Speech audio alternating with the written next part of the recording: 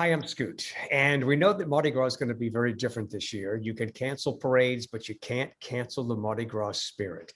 And also part of the Mardi Gras spirit is what lives in our memories.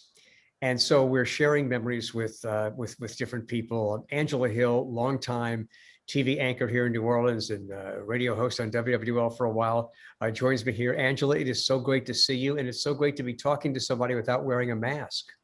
Let me tell you, this is a gift. Seeing your face makes my year. I'm with you. I miss you.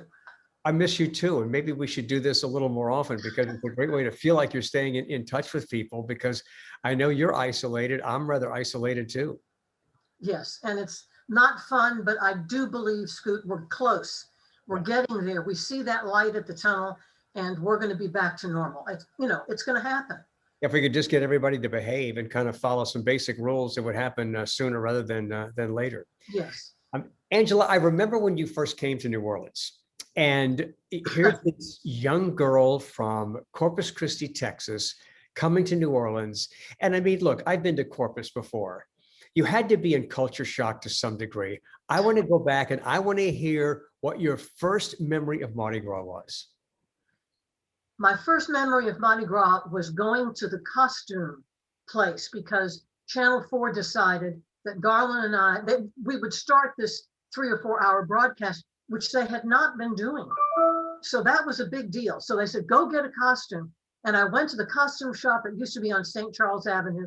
The man who owned it used to be in Hollywood. So he had all these fabulous costumes. I could have spent a month in there.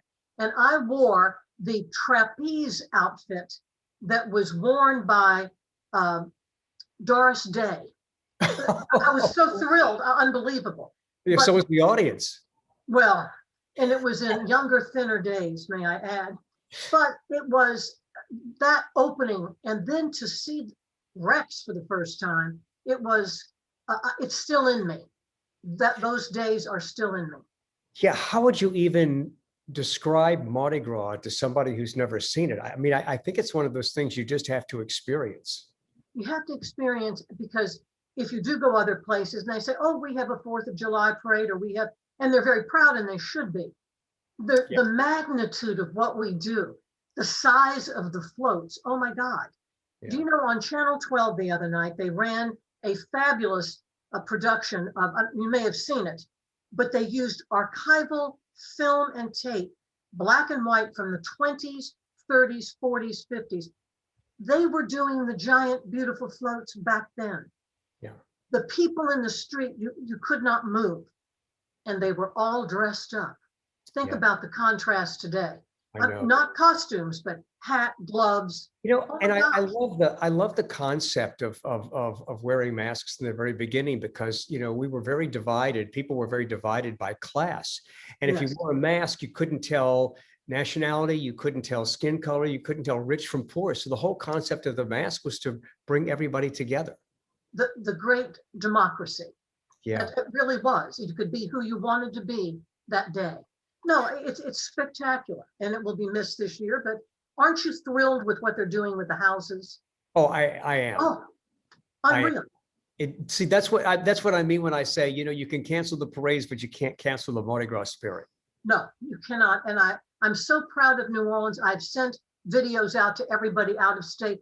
Look what this city has done. They're not defeated by a pandemic.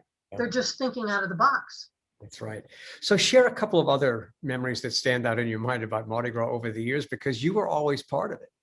Well, and I enjoyed it. I mean, I was so lucky to be at Channel 4 all those years, getting a bird's eye view of everything.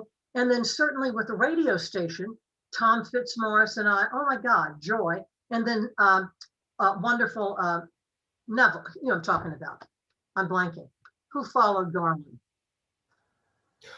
Oh, well, you followed Neil Norman. Oh, and yeah. To see from his perspective too, because sometimes it's great to be with somebody who's looking at things perhaps differently than you are. So that is great. I will tell you though, one of the big thrills, our own Scott Cologne. I mean, this guy is so creative, lives on the Endymion route, always has a fabulous event on that day, always invites phenomenal people. wanted me to be with Karen Swenson and Sally Ann Roberts to introduce Irma Thomas, who was going to perform on his porch. That was the same day I was Grand Marshal of Iris. That man, now get this, you talk about logistics. I got off of the float on Iris, was taken to the Hilton Hotel. He had a limo pick me and Irwin up, drove through the madness, getting through the Endymion crowd, got to his house, and there is Irma Thomas, and by God, Sally and Karen Swenson and I introduced her. It was just magical. How, I mean, you know how nuts it is, traffic-wise. So talk about that moment of being on a float and seeing Mardi Gras from that perspective. Oh, it's like nothing I could describe. And again, I'm so thrilled that Iris let Irwin ride as well, because he was like a child. It was a beautiful day, not a nighttime, but a day float, day parade. And it just, we saw people, you think you're organized and throwing things, you're really not. It just was a happy, happy time. Yeah. And it's, I mean, while you're really not doing that much, I mean, yes, you're throwing stuff and waving, but it is just so exhausting. At the end of that, you're just exhausted. Yes, absolutely. Can I tell you the very first time I was ever, and this goes 1976. So I get here in 95. In 76, the St. Bernard crew, and I'm so sorry I'm blanking on the name, invited Garland and I night parade to be the Grand Marshals. Now I haven't been yet to Rex. This is the first, I didn't know the protocols. They couldn't have been more gracious, more generous. We get on the float, we're halfway through, and I have to go to the ladies' room. So I say to, oh yeah, I didn't know they didn't stop. There was no portalette.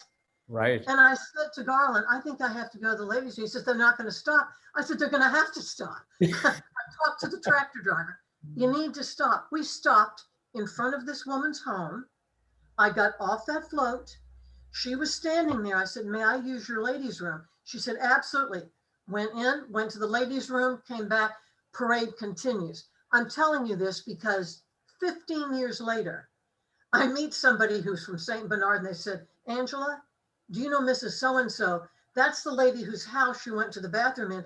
She has a brass plaque in her bathroom that says Angela Hill went to the bathroom here.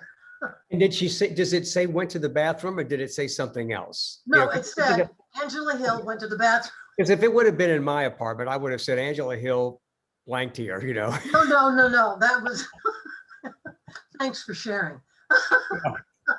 But I felt so connected. But I learned a lesson too, that one that's a great story. It warms my heart to see you and talk to you. And I wish you a very happy Mardi Gras. It's going to be different, but the spirit will still be in the air. And thank you so much for sharing your Mardi Gras memories with us. Oh no, Scoot, thank you for doing this because we need to share. Thank you for including me. Love you.